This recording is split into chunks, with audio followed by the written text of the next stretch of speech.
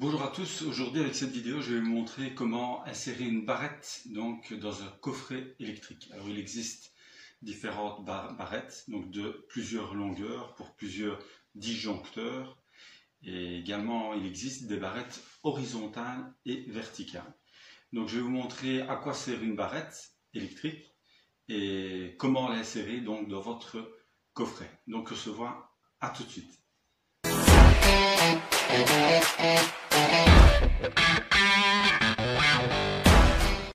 Voilà, donc j'ai pris ici avec moi différentes barrettes.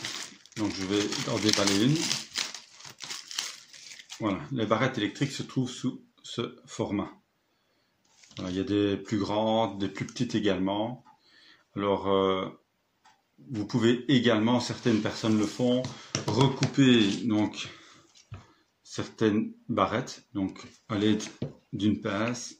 Donc vous pouvez également donc l'ajuster, vous voyez, en retirant tout simplement donc la partie dont vous n'avez pas besoin, et alors donc ça se coupe donc à l'aide d'une pince. Donc on peut toujours adapter donc sa barrette selon donc son coffret évidemment, mais il existe donc des barrettes horizontales et des barrettes verticales.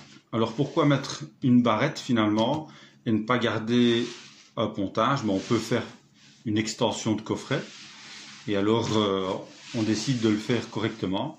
Donc soit on appelle un électricien parce qu'on n'a aucune notion en électricité et ça il vaut mieux pour ne pas donc mettre en danger soi-même et les autres.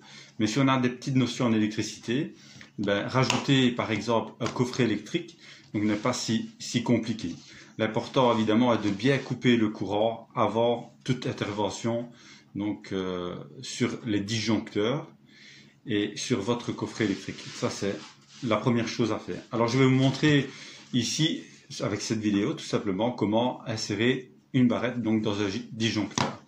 Alors je vais vous prendre un disjoncteur avec moi. Voilà, celui-ci est à 16 ampères. Et alors à l'arrière donc du disjoncteur, donc vous pouvez voir que vous avez de sécurité. Celles-ci vont permettre d'accrocher votre disjoncteur au fusible dans votre coffret. Et ici en dessous, simplement, donc je me rapproche, donc vous avez la possibilité donc d'insérer donc vos barrettes donc ici, vous voyez, dans l'espace approprié. Donc vous aurez tout simplement à enfiler, mais je vais vous montrer ça donc en détail. Vous aurez à enfiler vos barrettes ici qui viendront donc bien serrer, et je vais vous expliquer également pourquoi bien serrer donc les barrettes. Alors je vais prendre de suite le coffret électrique et je vous montre sur place. Voilà, ce qui sera plus facile par exemple si vous devez faire une extension de coffret, de préparer votre coffret déjà donc sur la table. Il n'y a pas de courant, ce sera beaucoup plus facile. Alors je voulais simplement vous montrer qu'il existe différentes sections de câbles. Donc à l'arrivée, donc souvent nous avons du 10 carré dans notre coffret. Donc vous pouvez voir ici donc qu'il y a différentes épaisseurs de câbles. Donc nous allons certainement pas arriver avec une extension de câble, donc avec un câble beaucoup trop fin.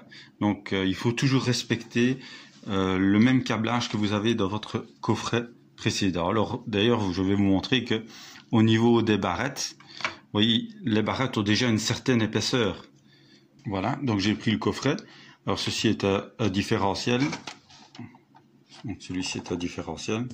Donc il faut également prendre un différentiel approprié par rapport à votre compteur. Donc il faut absolument regarder si votre compteur est à 40 ampères, à 60 ampères. Donc il faut respecter évidemment l'équilibrage donc de votre compteur, que chaque phase soit bien équilibrée. Si vous avez par exemple un compteur triphasé ou monophasé, donc tout ça est important. Si vous n'avez vraiment aucune notion, donc je répète, c'est vrai que je me répète, mais appelez un électricien. Ici je vais simplement vous montrer comment donc insérer les fusibles dans un coffret donc et les barrettes. Alors une fois donc la sécurité mise vers le bas, vous avez simplement qu'à mettre votre fusible comme ceci et puis le redescendre tout simplement.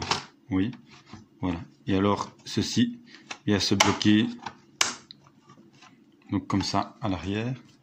Donc vous passez au suivant. Donc les sécurités, donc ici, sont bien vers le bas. Voilà. Et alors, vous bloquez vos fusibles. Je vais prendre un autre.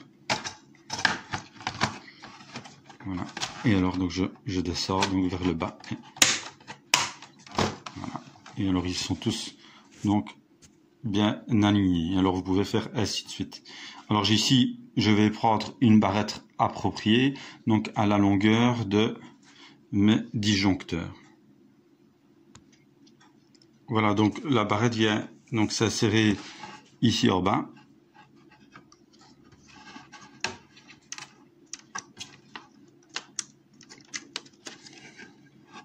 Voilà, comme vous pouvez voir. Voilà, et alors il faut absolument, mais absolument bien serrer donc chaque fusible. Alors on ne va pas serrer les fusibles à l'aide d'un tournevis comme ceci, très fin, ce ne sera jamais bien serré parce que il faut absolument que le contact se fasse super bien. Sinon vous pouvez risquer également une panne électrique, mais également des étincelles dans votre coffret. Alors certaines personnes utilisent même une visseuse pour visser chaque boulon du coffret. Et moi je vais utiliser un long tournevis, donc qui fait donc une force assez importante afin que tout soit bien serré. Alors je vous montre également l'intérieur de la barrette. Donc comme vous pouvez voir, donc celui-ci donc correspond toujours pas au suivant mais celui d'après, et celui-ci correspond à celui-ci. Donc à chaque fois un oui un non, donc le courant est envoyé donc pas sur le successif mais celui d'après.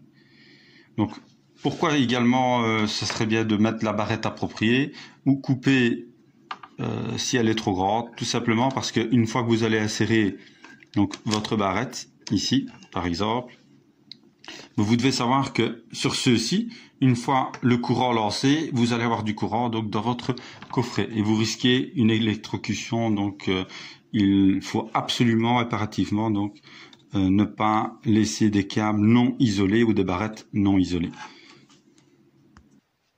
Voilà, alors une fois la barrette donc insérée, donc voilà, elle est vraiment, moi j'utilise donc ce grand tournevis, serré très très très fort, donc au maximum, vraiment chaque disjoncteur très très fort, voilà, un par un. C'est très très important, ça il faut pas négliger. Voilà, très fort, donc un à la suite de l'autre. Alors autre chose que je voulais vous montrer, voilà, c'est l'ampérage de vos fusibles. Donc 16 ampères, 16 ampères, 16 ampères. Donc l'ampérage est également très très important. Si vous changez une partie de votre coffret, respectez l'ampérage. Et pour pouvoir respecter l'ampérage, vous devez regarder dans votre ancien coffret également. Voilà, surtout n'oubliez pas de bien repérer sur votre ancien coffret non seulement l'ampérage, mais également vos câbles, donc qui arriveront ici, donc au-dessus de votre fusible, afin que vous sachiez vraiment donc quel fusible ou quel disjoncteur appartient par exemple à une certaine partie de votre maison. Respectez ça, c'est très important. Voilà, il est très important après de revenir avec chaque terre donc au bon endroit, donc approprié. Et ici ça se situe donc sur cette borne-ci. Donc mettre chaque terre bien serrée. Donc vous devriez avoir dans ce cas-ci donc au moins 3 terres qui arrivent, plus la terre donc principale d'un coffret à l'autre.